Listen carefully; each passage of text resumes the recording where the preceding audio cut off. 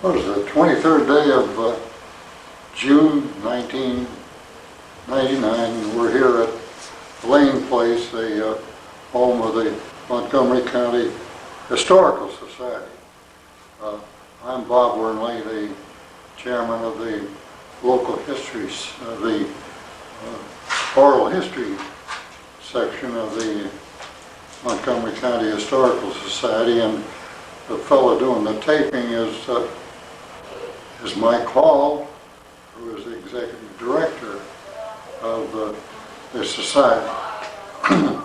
We've been doing a series of interviews of men and women who served mainly in World War II, although some of them have gone up into the Vietnam War as well as the Korean War. And this morning we're interviewing another veteran who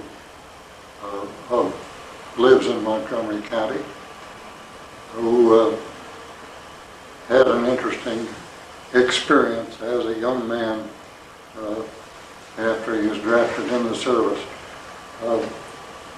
He's Joe Hinesley. Joe, is that your full name?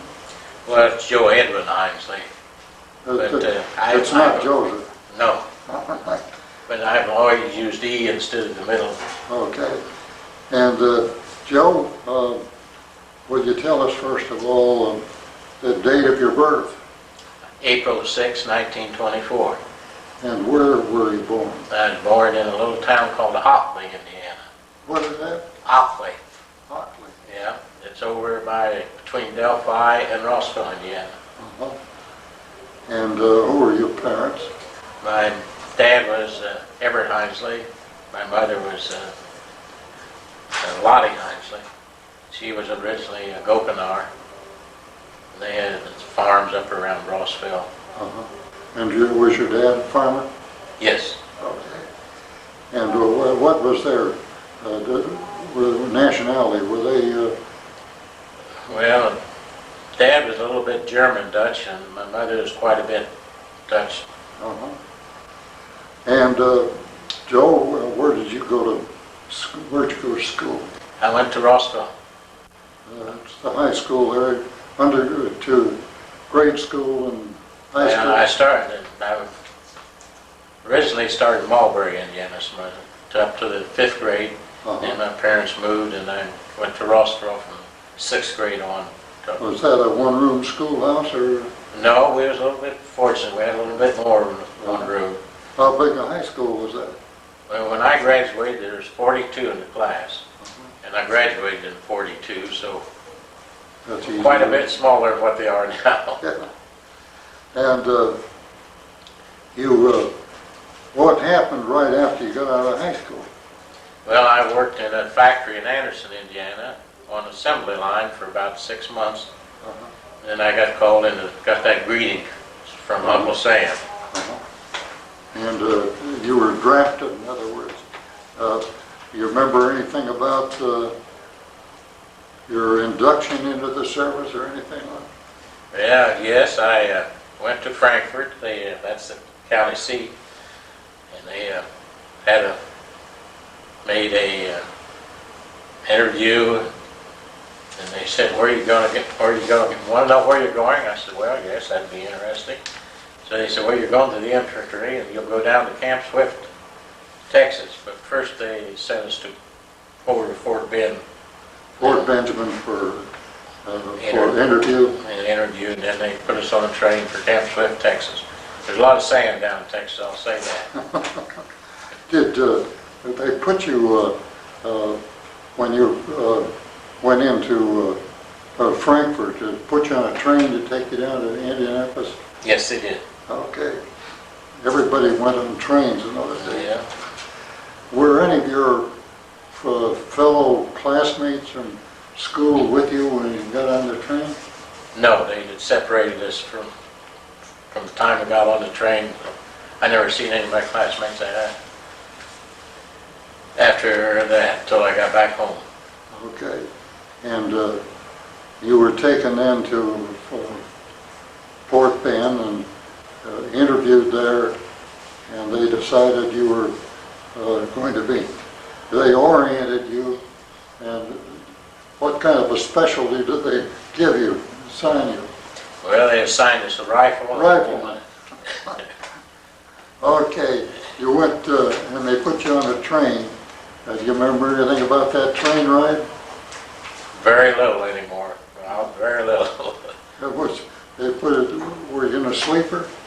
No, we was in coach. Okay. I don't know if they had sleepers back then or not. And where did you, you went down to Texas? Yes. And what was the name of the fort? Camp Swift, it was a camp. Camp Swift, Texas. And what was that like? Well, I'll say, as I said, there's a lot of sand there, and we've done a lot of marching. And I think the longest hikes we ever went on were 25 miles.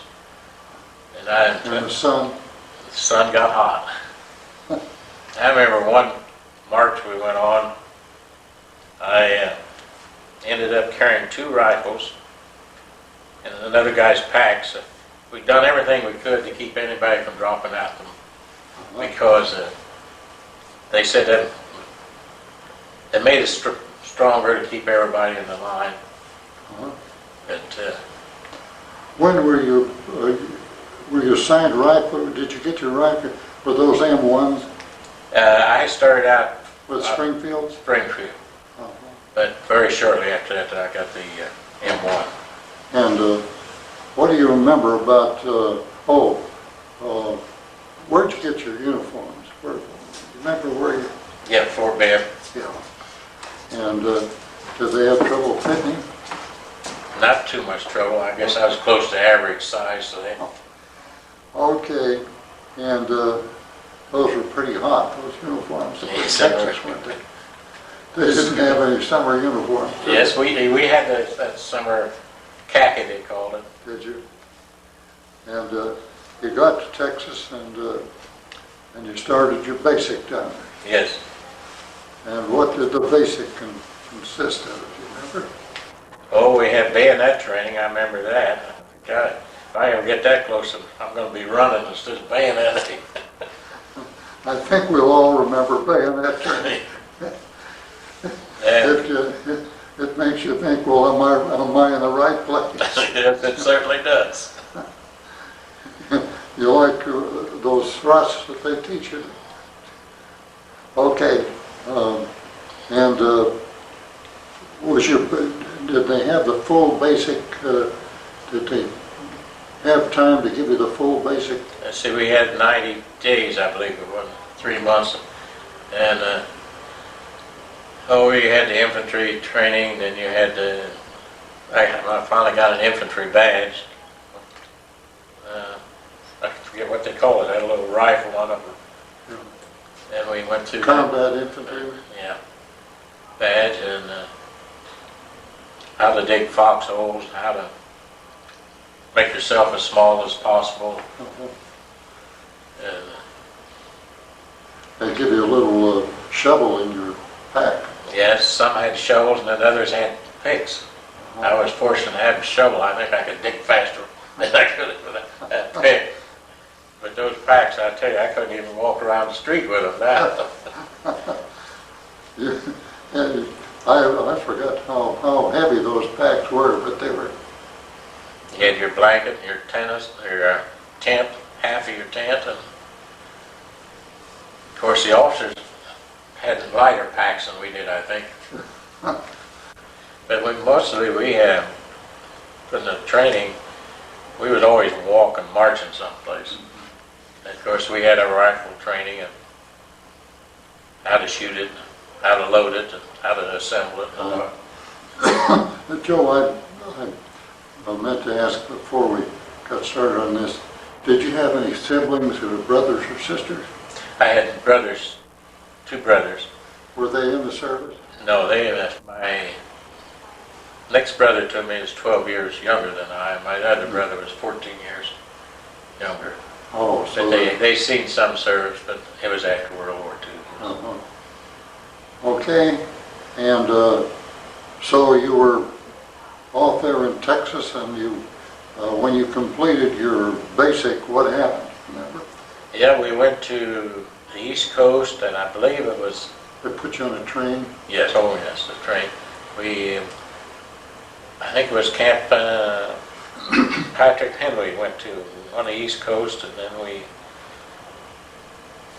was shipped out on a Liberty ship, I believe they call them, or something like that. You remember the name of the ship? No, not anymore. I sure don't. And you shipped out from where, Virginia, or where was it? Yes, Virginia. I Probably believe Newport News. I think that's, And remember crossing, anything about the experience of being on that Liberty ship? And well, you know, I wasn't too big a reader, but I learned how to read pretty well going across there. I read one of these paperback books a day going over. you know, that's exactly what happened to me. I read more books than... Did they have a library on the ship?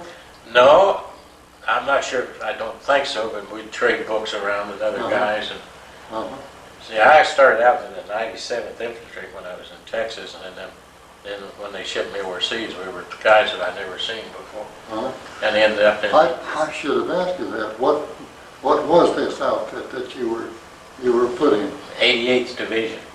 Okay. And who was the commanding general? You remember that? I remember Mark Clark. Now I can't tell you the commanding general of the 88th at that time. Yeah. Okay. What were your quarters like on board the ship? Well, we was in a kind of a hammock, right? I spent most of the time on the deck. Yeah. Sleeping on deck. Sleeping on deck, and it got so hot down below. Then they'd chase us back down, and we'd have to go back down for a while, and then we'd slip back up. But I remember, I can always remember going overseas. There was, of course, here was in this ship, and they call them, we call them restrooms now.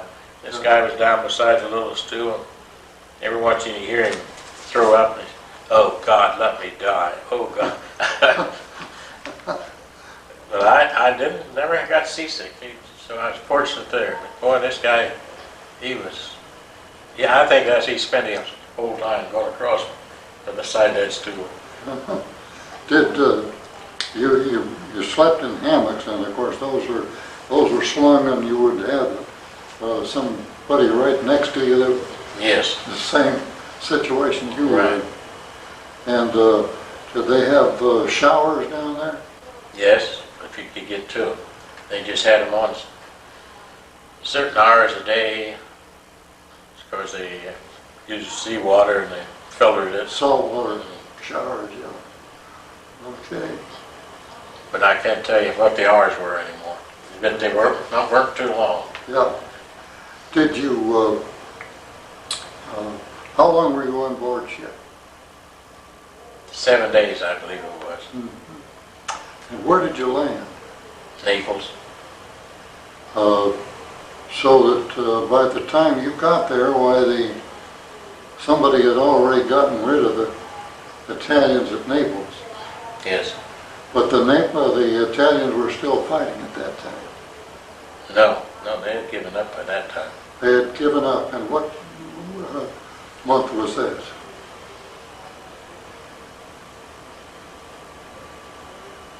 Gosh, I can't remember the month.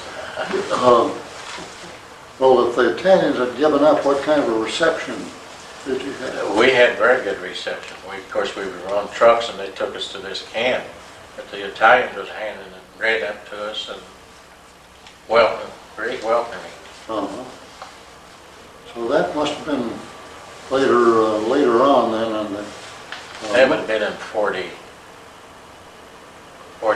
early 42, because it was warm, I remember that. Mussolini, was he dead by then? He must have been. You didn't hear anything about Mussolini when you were not sure about that, Bob. But we were, he surely, that late in the war, he surely must have been. But you did find that the Italians were receptive. Yes, very, very receptive. And, well, now after, when you were, they put you ashore, did they have a camp ready for you or what?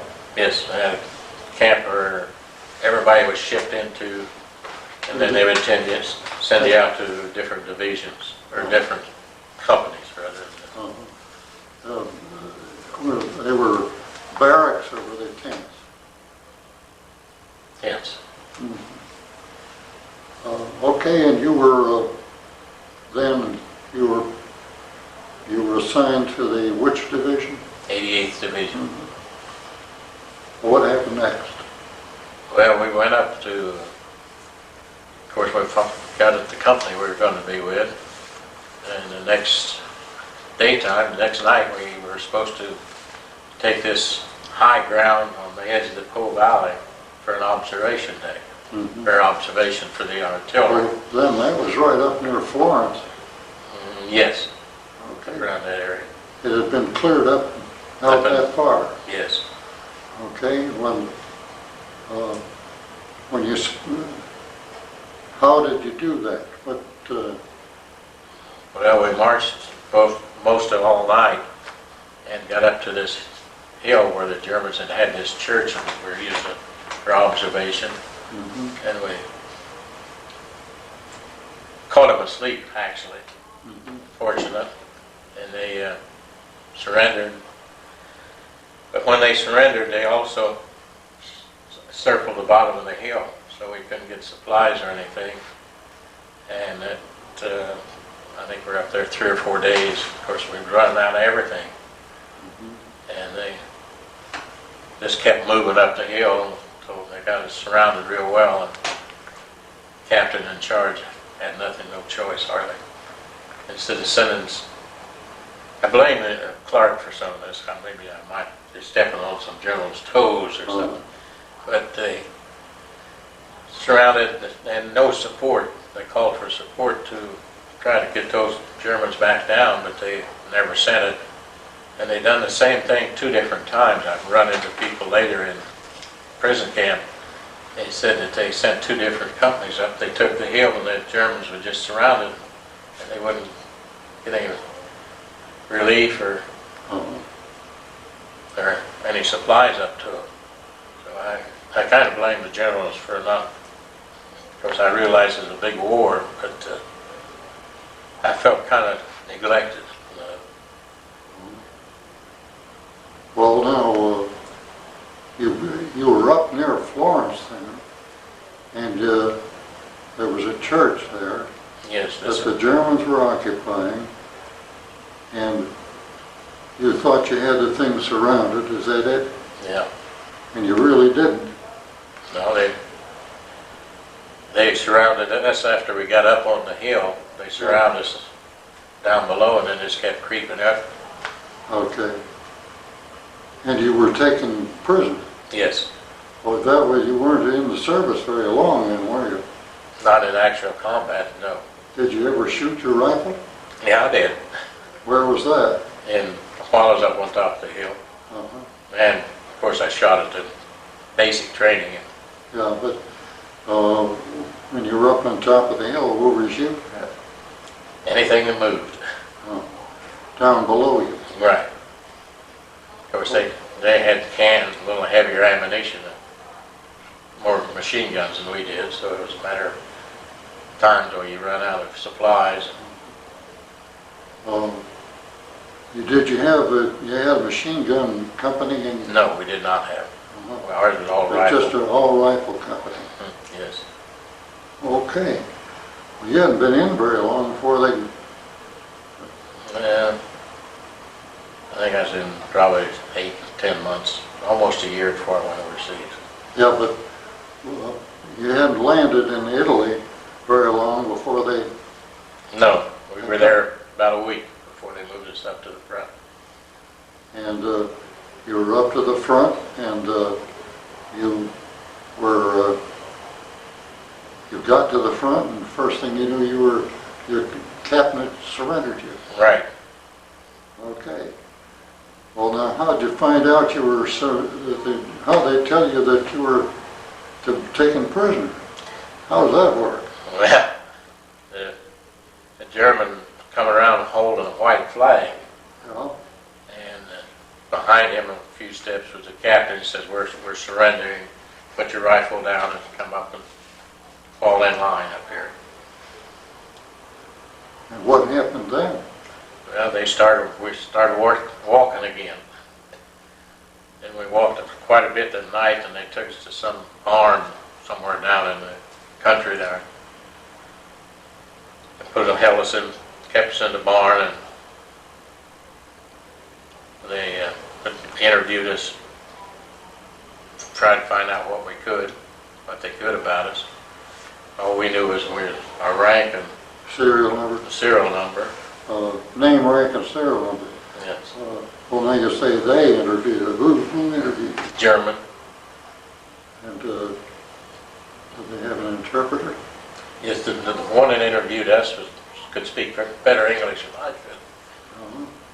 They were all, anytime you're interviewed, they spoke in English.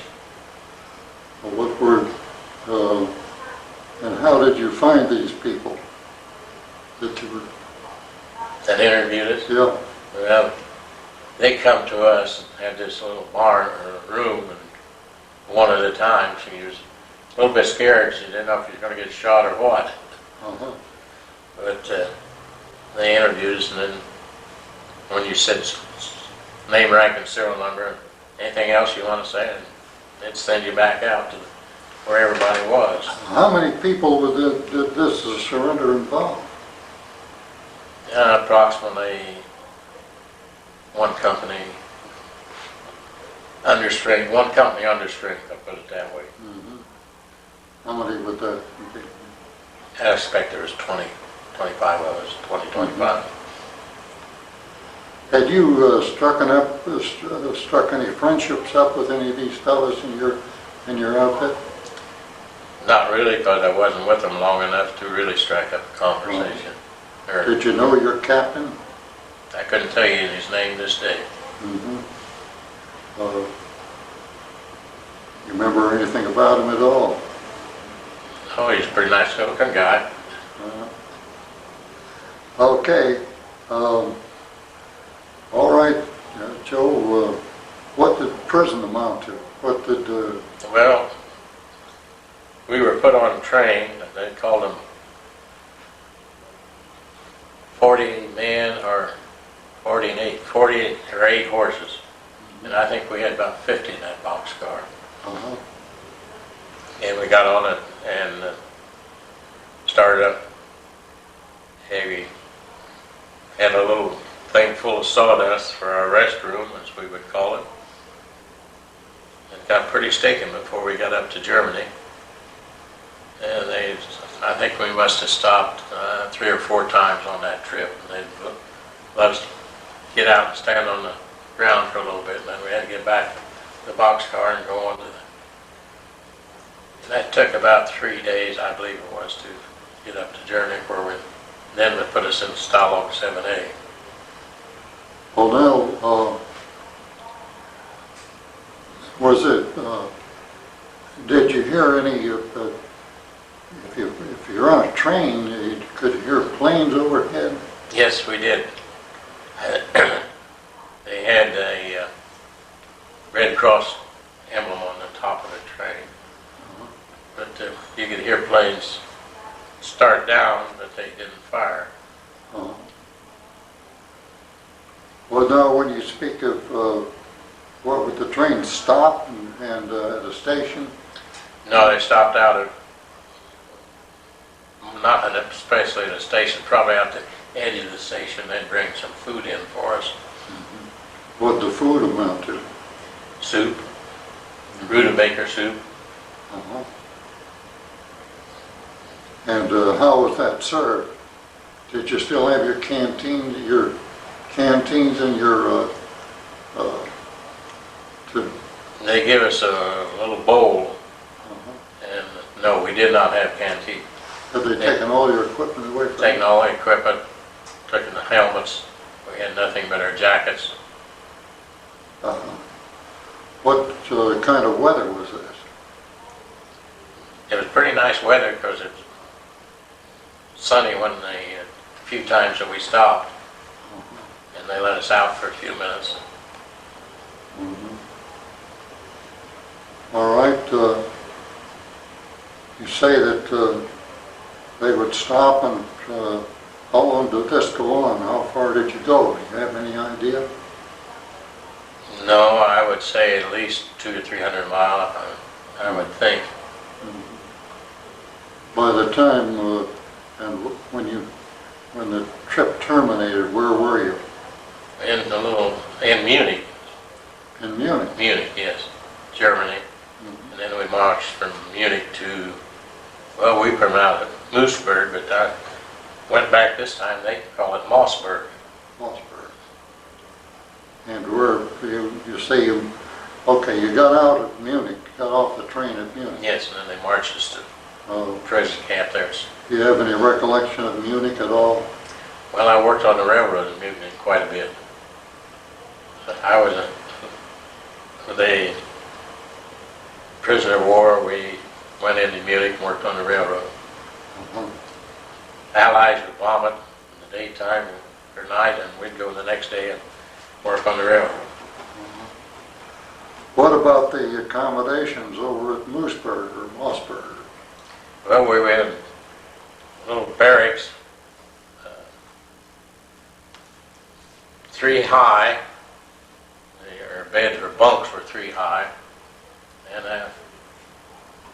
kind of a straw mattress, nothing fancy.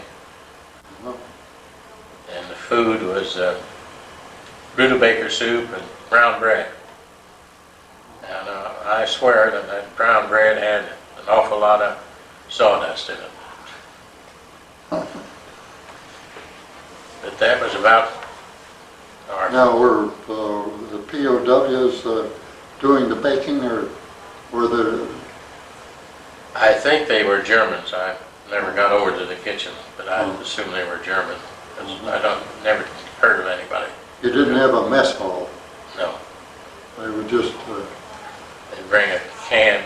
Well, we'd go into Munich and they would have buckets of soup and bread they'd bring in at noon to feed us. Well, then at night, where did you eat at night too? Yes. Same old thing. But you'd go back to your barracks, and yes, at they night. would serve you right there in the barracks. Okay. Did you find that, did you lose weight? I guess you must have lost weight. Well, the first time I was weighed after we were liberated, I weighed 112 pounds. What had you been before you went in? I think I was up around 160, 50 or 60.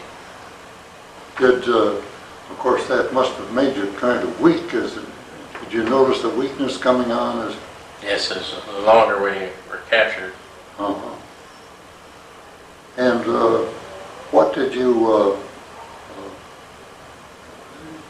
say your work there at the POW camp was to go back over to Munich and work on the trains?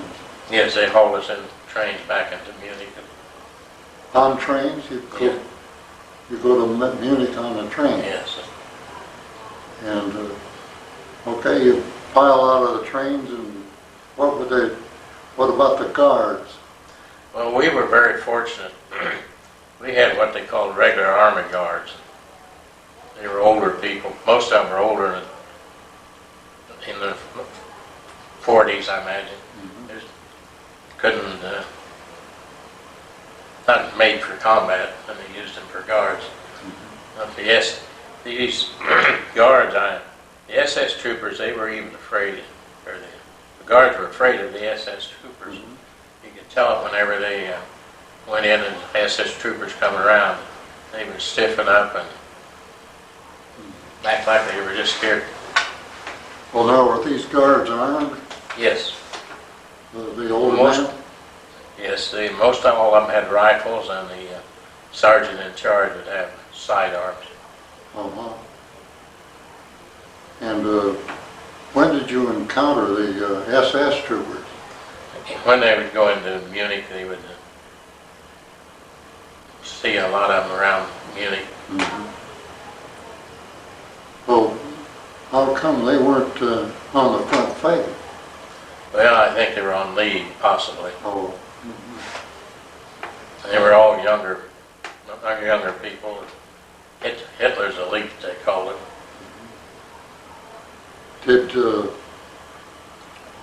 Were they, how are they being fed? Were they getting the same kind of food you were? That I can't answer. But they, I know you'd see them walk down the street in a restaurant, they'd stop and they had their menu on the window. If they looked good, I guess they would go in, or they'd keep on walking. By the time I was captured there, situated, one of the German guards would say, "We can't go on forever like this." But the SS troopers say they must have treated them a little better, because they seemed more healthier than what our guards were. Well, I don't understand. Your guards were saying, well, we've lost the war, and is that what you're saying? That seemed to be their some thinking. They said, we just can't keep going. We don't have anything left to. They even had their old trucks. They run them on some kind of. It wasn't gasoline. It looked like steam. I'm not sure just how that. But you'd see their trucks going around. They had a big tank on them. Some way that they had a little fire down under this tank. So it must have been on steam or something. I never could quite understand how it worked. They wouldn't let us get close enough to see it. Did you meet any of the German people other than your guards? No. They kept us pretty well isolated from them. Now this Mossberg camp, how big is it? It was made for under 100,000, but before it was liberated, it was up around 200,000 troops. 200,000 troops, 200,000 POWs? Yes. There was that many people there? I think at the height of it was. See, we were in there when the bulge happened. And it was pretty sad. You talk to these guys they captured in the bulge and said, we got pushed back. They said, gosh, are we losing this thing after all? Or, And in other words, you had an influx of prisoners from the Battle of the Bulge. Yes, we did. Well, how close were you to that area? That I'm not sure of. It was close enough that they brought quite a few troops in from it. I know that. Quite a few POWs from the Battle of the Bulge. All right. Now, after, I assume what do you remember the time when your liberators came? Well, I was fortunate in one way there. They took some of us out to farms. There was probably 12, 20 of us they took out to farms around that area. And when they liberated the camp, I wasn't actually in the camp. I was liberated by a tank pulling up the lane to this barn we were in. And we worked out of that barn, I expect, for maybe a week or a week and a half before we were liberated. They take us into a little small town. Can't even tell you the name of the town because I've never seen it. But we were fortunate. And I understand that Jim Smith here in town was one of the tank commanders that liberated it. Mhm. And Elton Ross was also in a tank that liberated the Stalag itself. Now, I can't tell you if it was liberated before we were, or there's just a short period of time in between. You didn't know of them at the time, though? No, I didn't. Well, what happened after you were liberated? What kind of an experience is that? A lot of us, most of us, never had that happen to us. Well, it's quite an experience. We were in this barn, and we heard, they had us in the barn, and we heard this tank, and we all run out, of course, hoping it was an American tank. Unfortunately, it was. And the sergeant in charge of the prisoners, or sergeant and the guards, the tank driver told him to go someplace. So he lined the guards up and they went down the road. Mm-hmm. And we talked to these tank people and were very happy to see them. Mm-hmm. But and they radioed back and they had trucks out the next morning to pick us up. A truck out to pick us up and take us back to the rehabilitation camp. Did they bring any food with them? No, but it wasn't that far back till we had some food. It was all soft food too. It was what? All soft food. No steaks or anything like that. But they were very careful on feeding us and building us back up to straight. Mm-hmm. And well, then you're back. Where did they take you back to? We went back to Le Havre, France, where we were put on a boat to come back home. Now, do you remember the date that you were liberated? I was on the ship the day they announced the end of the war. And we were in Le Havre, and then we So that would have been in the summer of 44 or 45. 45. Yeah. Okay. I'm not sure the date anymore. That would VE Day, they called that. Yes. And you remember the trip back? Well, I read more books. We didn't have too many books, but that Statue of Liberty looked awful nice, I want to tell you. That you get, so you landed at New York Harbor. Yes. And they had processed us there and gave us a pass to go home. And at that time, of course, you weren't married. No. And what did you do? They let you go, and then where were you deprocessed? Or I went to Miami, Florida. they took you down from New York to Miami. Well, no, I had my leave. I went home, and then from home I went to Miami. What were they thinking about sending you to Japan? Well, that was the rumor going around. But fortunately, I had enough points I didn't have to worry about it. They shipped you down to Miami Beach. And stayed in a hotel down there called Bancroft, I believe was the name of it, for approximately a week, and then I ended up back in Fort Bragg, North Carolina. and they sent you back up then to Fort Bragg. And did VJ Day happen then? Yes. Okay. And when you got to Fort Bragg, what did they do with you then? I was in an outfit that artillery at that time, and they were testing trucks and guns. So I drove a truck until I got out of service, pulled a gun. How'd you happen to get switched from infantry to artillery? I can't answer, but it was better than walking, is all I can tell you. And okay, you got You were discharged from Fort Bragg. Yes. And what did they do? What'd you do then? Well, of course, they tried to talk you into staying. I was corporal at the time. Oh, you started off as a, did you ever make PFC? Oh yeah, I had PFC rank, and then I went get corporal when I got back in the States. And this colonel said, well, we'll make you a sergeant if you'll stay in. I said, I don't want no more of this. You can keep that stripe, John. I just want to go home and get out of here. And they shipped you where from Fort Bragg? They gave me tickets to Frankfort, Indiana. Okay.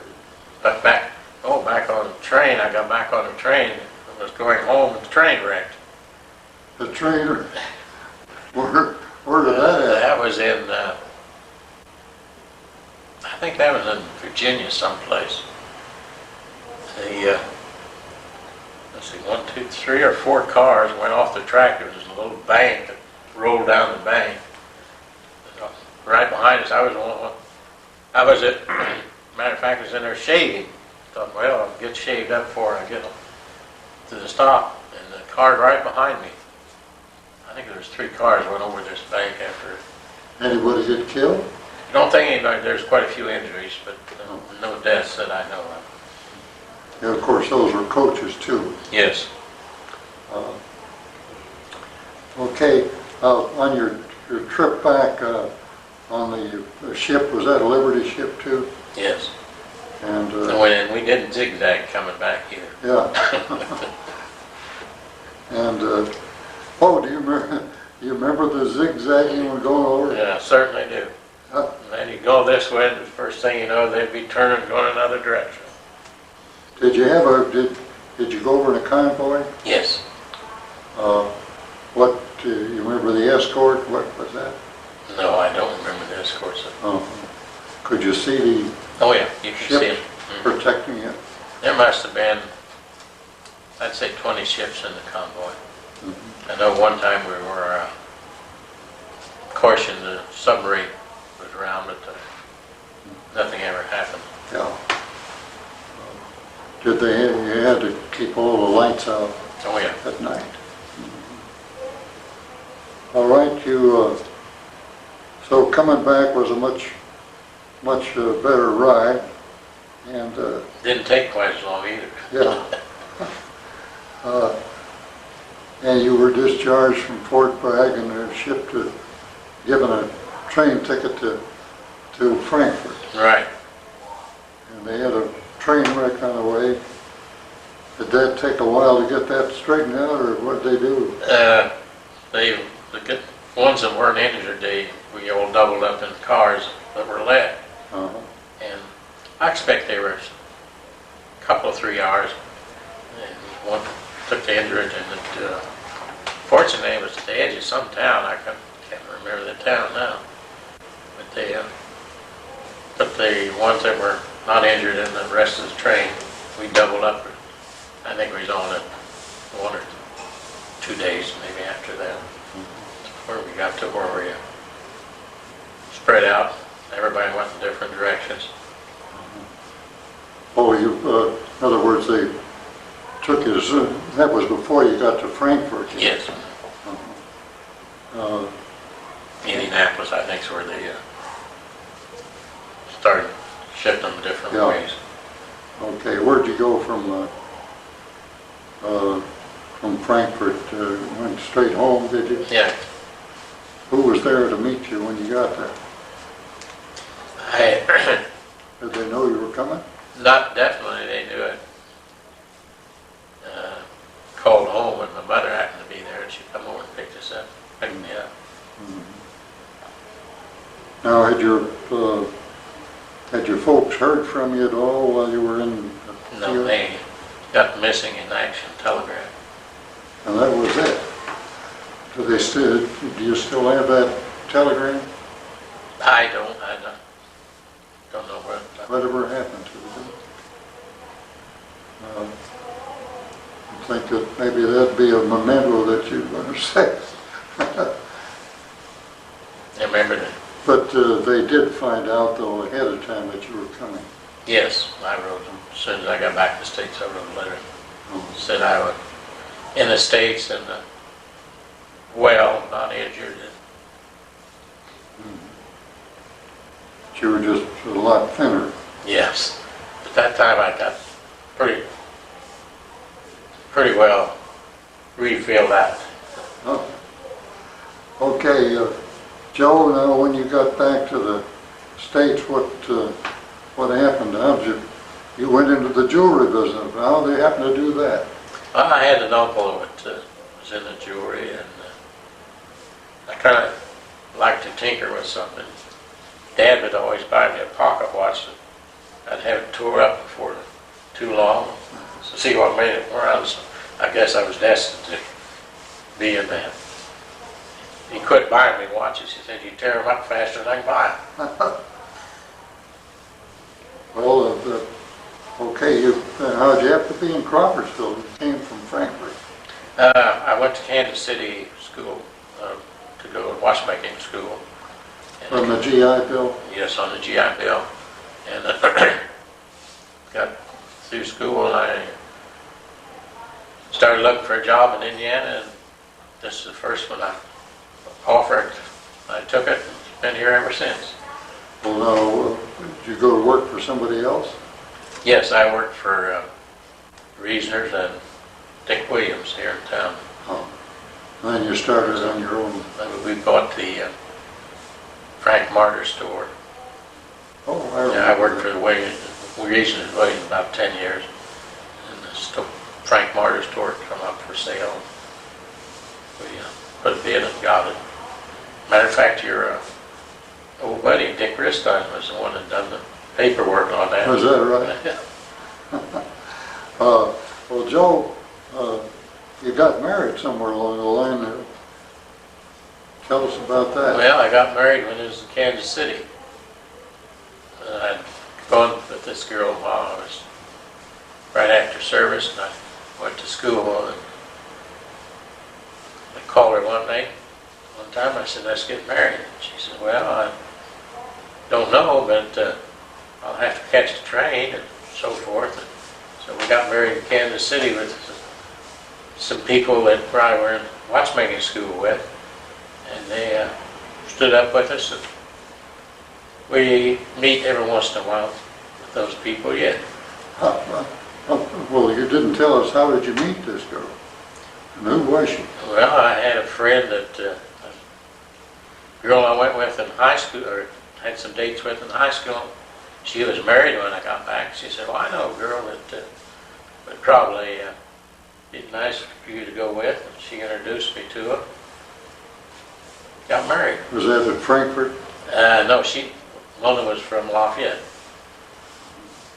This girl that introduced me, or her mother rather, introduced me to her. And your wife's name is Ramona. Right. And, Better known as Mona. Yeah. Do you have any idea what the day your marriage was? Yeah, I was kind of foolish of marrying when I did. It was December. And that's always a jewelry business best season. December 20th. And that was what year? Ooh. Been 52 years ago this year. So it'd be 952, it'd be 1947, wasn't it? Yeah. How many children do you have? I have two daughters. They're one's in Chicago and one lives in Lafayette. And what, are they married? Yes. And what are they, housewives or what are they? One of them works with Mona now as a court reporter. Oh, she's working with Mona. She's the one that lives in Lafayette. And she has two children, Abigail and Samantha, both girls. Uh-huh. What about the one in Chicago? She works in she worked herself up to a vice president in the Continental Bank. I don't know what the name of it is now. And the stress got too much, and she went back to school, and she's a library science now. Works in libraries. Which library is she up in? In Spokane. She works at two different... Spokane? Spokane. And one other, and I'm not sure where it is. Yeah. Now, Joe, I want to find out more about your business.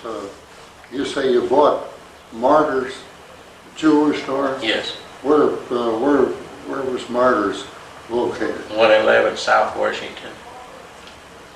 Is that where you are now? No, I stayed in that location about 4 to 5 years, I believe, and we moved to a little larger location, 3 doors down, 111 South Washington Street. And she expanded it, merchandise, and Yeah.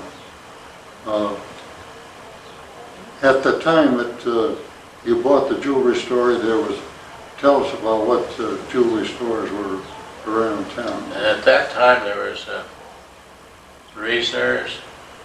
Where was Reasoner's? It was on Main Street. It'd be 100 in the 100 block of Main, and then Williams would have been on Green Street. 109, I think, was the address of that. And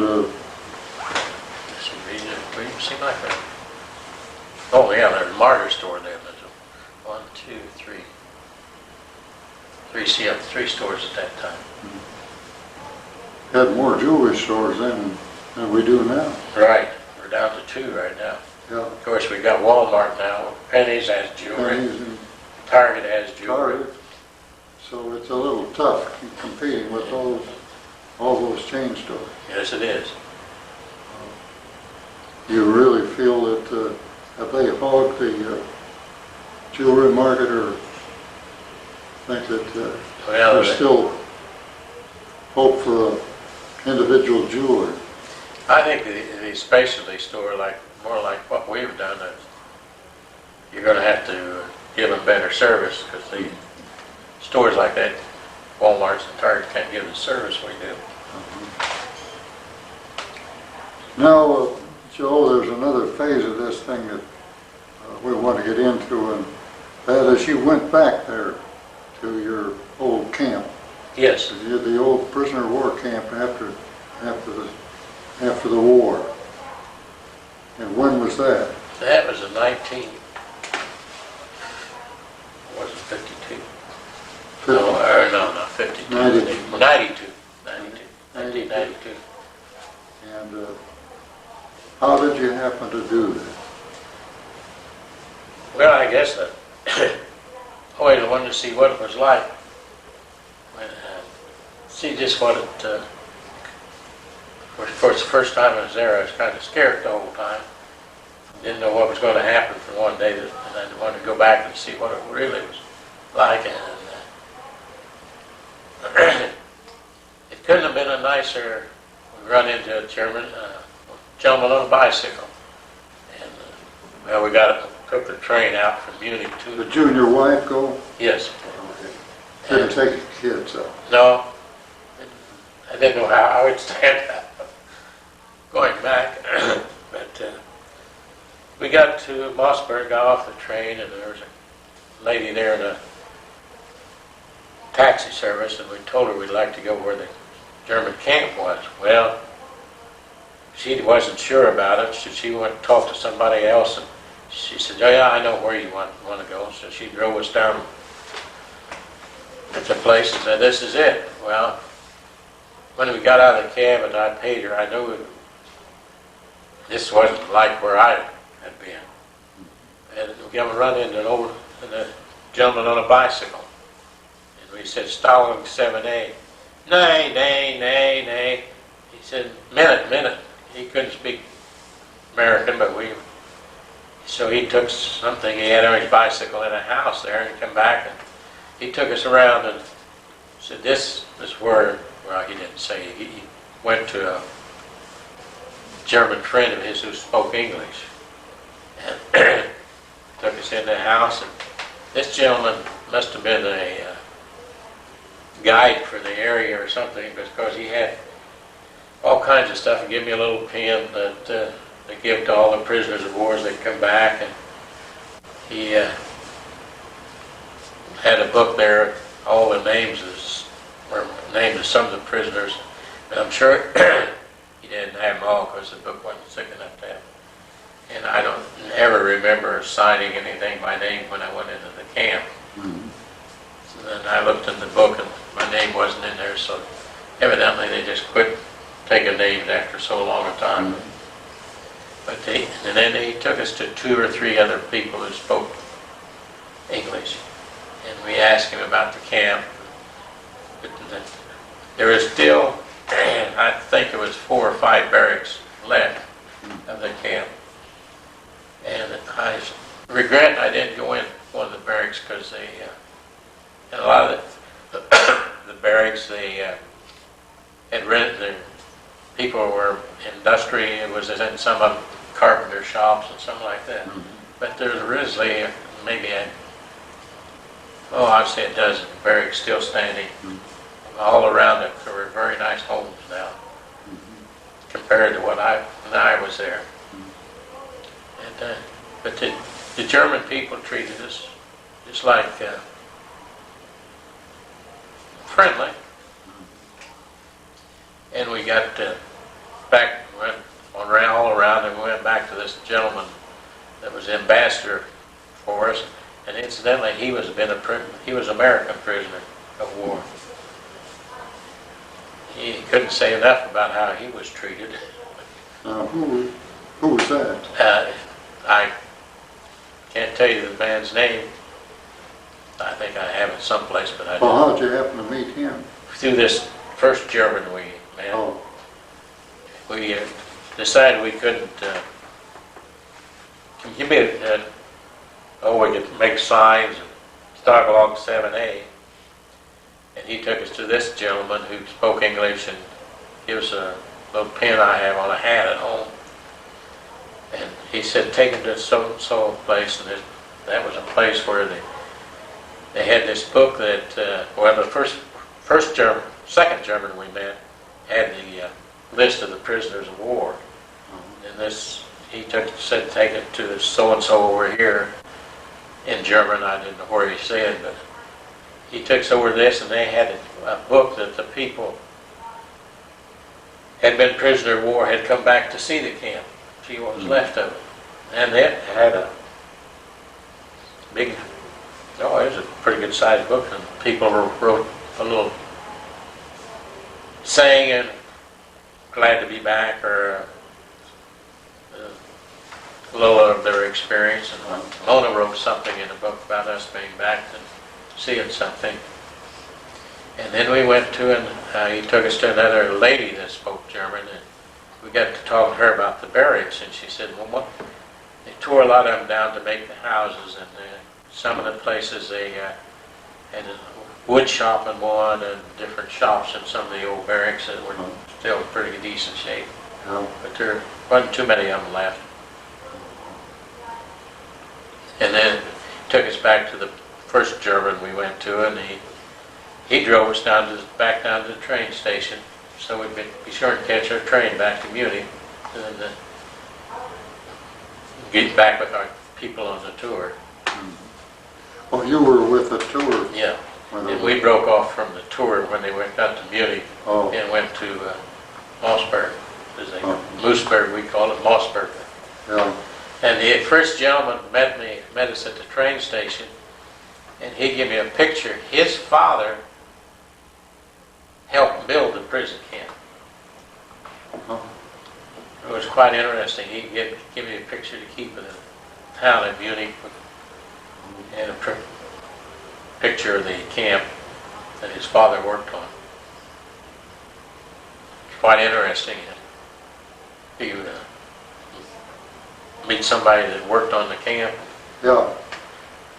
What, when you spoke about the ambassador, that was, you saw where he had written in this book. Is that what you're talking about? No, he had a book of supposedly the prisoners that were in this camp. Now, how he got that book, I don't know. I assume that. Well, what's this? You talked about an ambassador.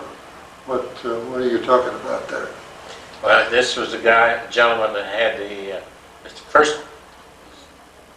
the second German we met. He was the kind of ambassador for the camp, our people that come back from I camp. get you. Yeah. Now, Joe, you've got there in your hand. These are your stories that appeared in this Montgomery County Weekly. Is that it? Yes. And I think that where's the other one? Oh, I got them both doubled up there. Have we gotten both that? Yeah. So that those are November of '94, November 10th of '94, and this one is.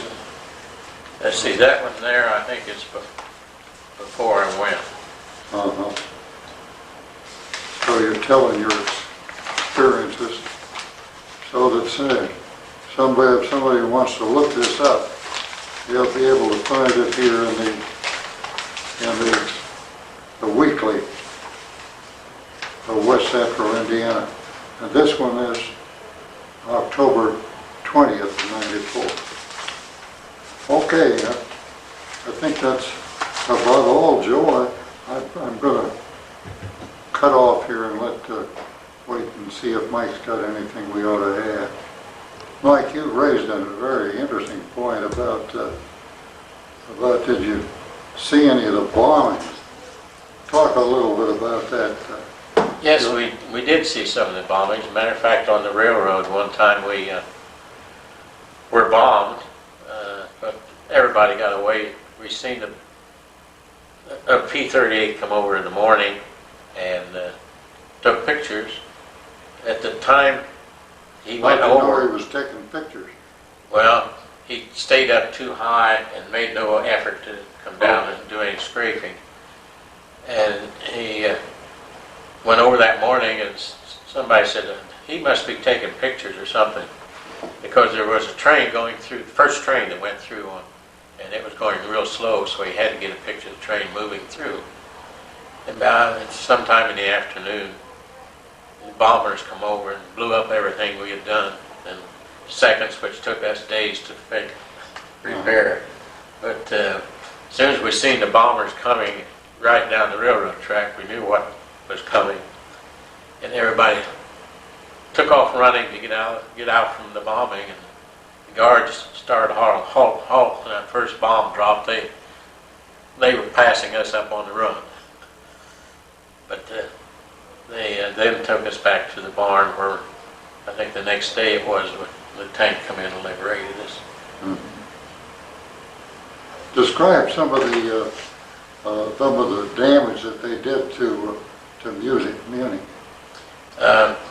Mostly we seen only the area where the tracks went through town, but they no sooner get it laid back, and a day or two they would bomb it. They didn't get many trains through at that time.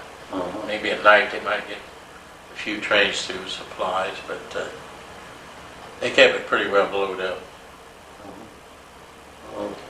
What about this railroad station in Munich? Was that destroyed? We never got to the main station in Munich. They'd always get us off the train and start the edge of town and work in. Yeah. We never got to the main station when I was a prisoner. Yeah.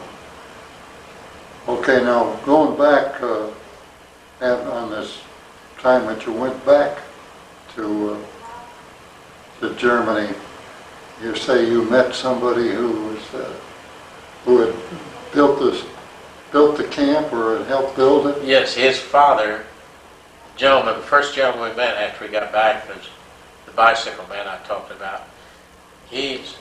After we got to talking to people who speak English, he told the other gentleman that his father worked and built the camp that we were in.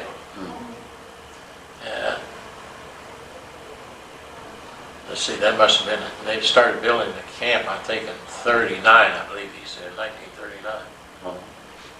So his father worked at building that camp to get ready, because he knew they were going to do something. He knew that they were going to do something. And now there were some Russian prisoners in with us on that camp.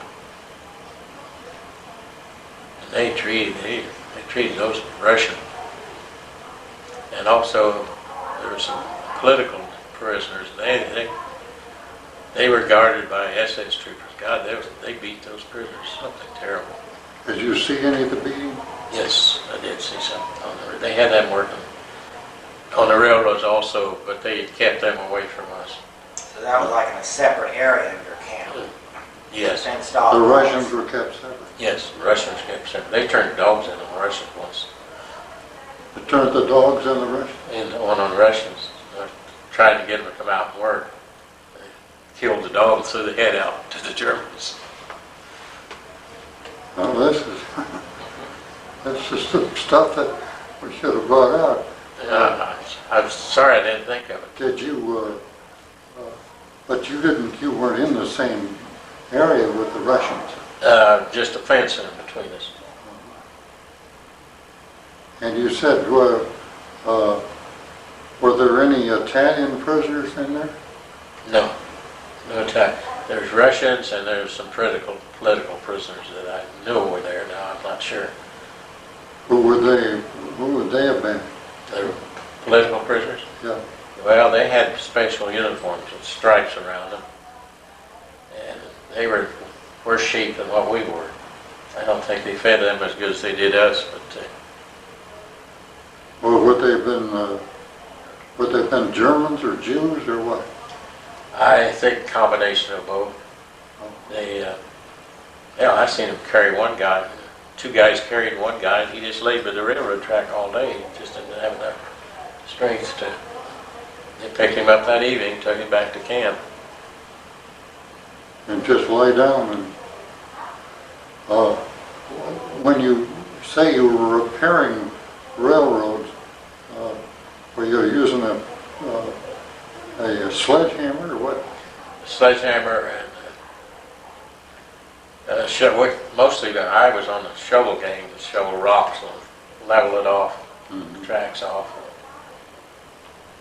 And then some of they had a bunch of them. After we got it leveled off, lay the rails down, and another group, or the ties. And then they have another group to bring the rails on. Take about 100 of them to pick that rail up. They were so not strong enough to pick a rail up by themselves. They're too long to be picked up, any individual. Take about 50 guys and has to pick up on one of the long rails and lay it down. And then spike it. Not the fastest people in the world anyway. Yeah. Who was doing the spiking? Prisoners. Be a pretty tough assignment, wouldn't it? Yeah. Particularly when you had anything to eat. Was it, how about did you go through any winter there at all? Did you go went through one winter.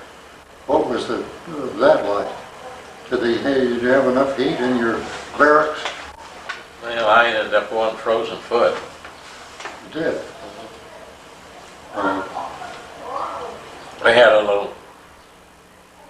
they had so many in the barracks that the heat from the bodies would make some heat, but they had a little stove in there, not enough to keep it too warm. But you worked in the winter too then? Oh yeah. What kind of clothing did you have? The clothes I was captured in. And was that a summer outfit? No, we had our wool outfit by that time. What'd you do about your laundry? Well, you could try to sponge it out, or They didn't have any facilities for you to... well, not a big facility to wash it. It had big tubs. You could use cold water, a little bit of soap if you could find any.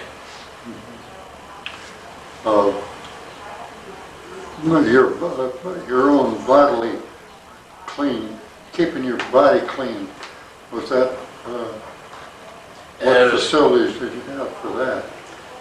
Well, they had a shower that he was lucky enough they'd have water in it.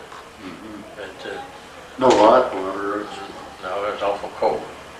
maybe you might be lucky enough to get a little warm water, but not a lot. Okay. Well, what was the worst experience that you can think of that you had? What was the worst time that you... Well, I think the worst time it was the bombing, to get away from the Harlem American bombs outside. That's about the only time we really were close to being caught, I guess, in a bombing raid or anything. Of course, when they was taking us up to Germany, a few planes flew, but they had enough Red Cross signs on the train that they flew away before they opened fire. But the trip up there wasn't the most pleasant. 50 men in a boxcar, and doors locked. Yeah. And no light? No light, no. It was just a regular old German boxcar. And no air? Had a little, I think one on each end, a little window up high. You couldn't, not big enough to crawl through or anything. It had bars over it. Joe, I think this has been a real good interview. Thank you. We really appreciate you doing this, and I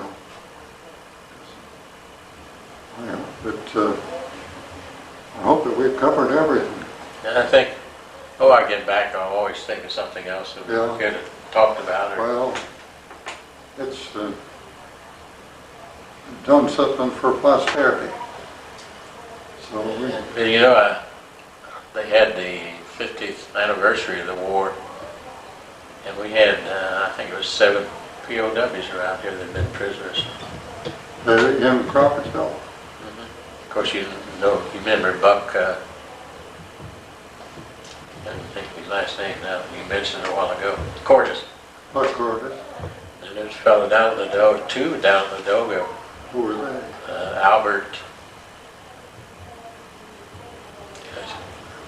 Well, of course, there was that guy that was in the baton, huh?